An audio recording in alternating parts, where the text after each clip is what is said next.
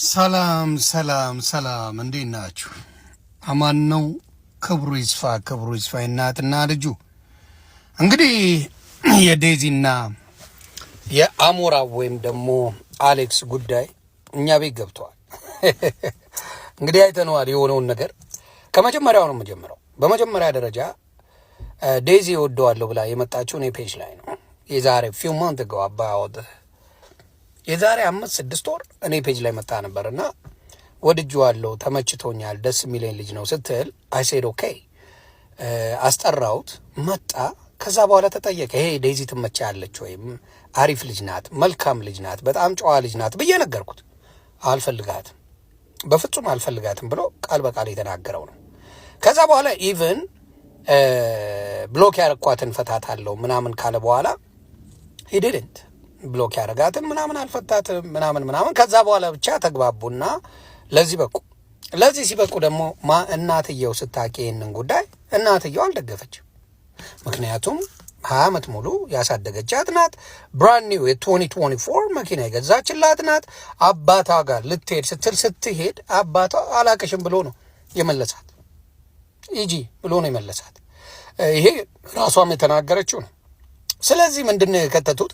በዘር ደረጃ ከሄደች ራሱ ልጅቷ መስኪን ስለሆነች አውጥታ እናቷ ያለችውን ፊት ለፊት ተናገረች። ምን ማለት እኔ ሌላ እያለ ትግራዋይን አታግቢ የሚል ነገር ይዛ መጣለች እናትየው። ይሄ በአማራ ብቻ አይደለም፣ የትግራይ ልጅም አማራ እንዳታግቡ የሚሉ ብዙዎች አሉ። ስለዚህ አጭር አታግቡ፣ መላጣ አታግቡ፣ ቦርጫም አታግቡ ምናምን የሚባል ነገር አለ።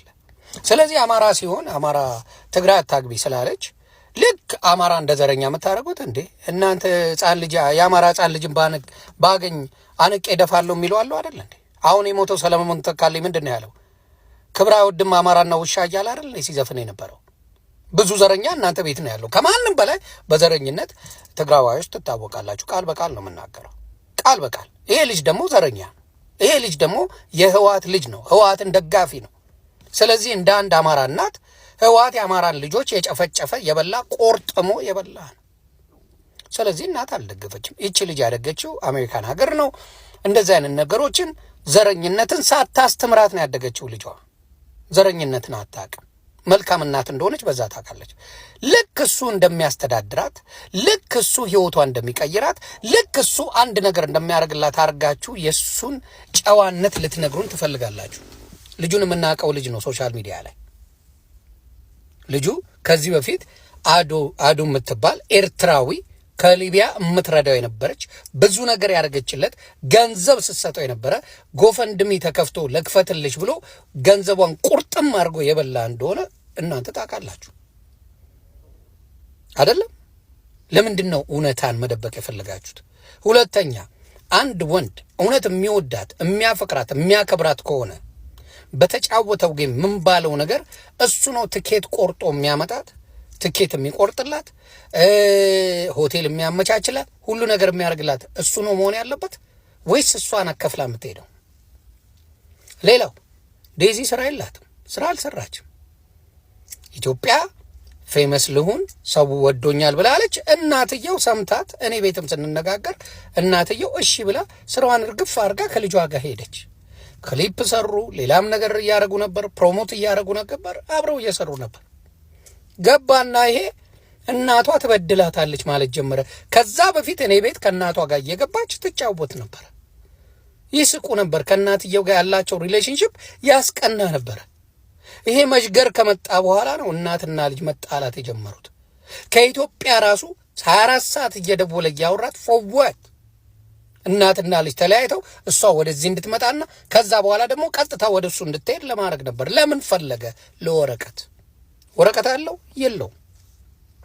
ለወረቀት ፈለጋት፣ አድቫንቴጅ ለመውሰድ ፈለገ።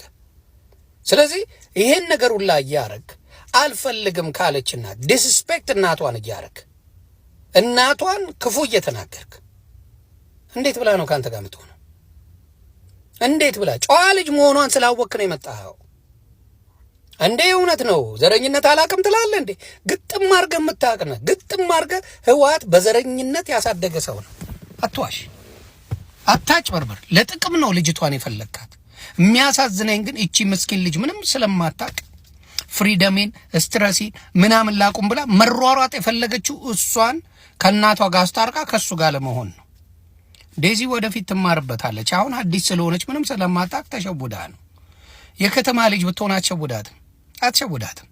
በዘር ለተጠመቃችሁ በዘር መብቷ ነው ምናምን ለምትል ልፋጫም ልጅ አልወለዳችሁም፣ ልጅ የላችሁም። ልጅ ያለው ሰው ለልጁ መልካም ነገር ነው የሚበኘው። ኮሌጅ እንድትሄድ ነው የምትፈልገው። ትልቅ ደረጃ እንድትደርስ ነው እናት የምትፈልገው። ኢቭን ሚስጥር የነገረችኝም ፊት ለፊት ስናገር፣ ፊት ለፊት ማለት ሜዲኬሽን ትወስዳለች የተባለውን በፍጹም አላረገውም ብላ ፐብሊክ ላይ አልተናገረችም። እናት እንደዛ ናት። እናንተ ግን ታሳፍራላችሁ። ከእናት የበለጠ ለእሷ ያዘናችሁ የምትመስሉ ስራ ሰርታ አታውቅም። ዴዚ ምንም ነው የማታውቅም። እናቷ ናት ኤቭሪቲንግ የምታስተምራት። እናትም አባትም ሆነ ያሳደገች እናትን እዚህ ሶሻል ሚዲያ ላይ መጣችሁ መብቷ ነው ምንድን ነው ትላላችሁ። ከዚህ በፊት ለምን ዴዚ ከቤት ልውጣ አላለችም? አንተ ከመጣ በኋላ አንተ ነቀርሳ ከመጣ በኋላ ነው ቤተሰብ ልትነጣጥል የመጣው አንተ ከመጣ በኋላ ነው። ከዛ በፊት ምንም አይነት ከቤተሰብ ጋር አንድም ችግር አልነበረባትም። ስለዚህ ሲንግል ማሞች እኔ ያሳዝኑኛል። ወንድም ቢኖራት አባት አጠገቧ ቢኖር እንደዚህ አትደነፋም ነበር፣ እንደዚህ አትበጠረቅም ነበር። እናቷን የጠላ እሷን ሊያፈቅር ሊወድ አይችልም። ይሄንን ነው የምለው። ስለዚህ ከዚህ ነገር ብዙዎቻችሁ ብትማሩ መልካም ነው። ዴዚዬ ምንድነው የምነግርሽ? ልጅ ነሽ፣ ፍቅር ላይ ነሽ። ወደፊት ግን እውነተኛ ነገሩን ስታቂ ትማሪበታለሽ ብዬ አስባለሁ። ሰላማችሁ ይብዛልኝ። መልካም ጊዜ ይመቻችሁ።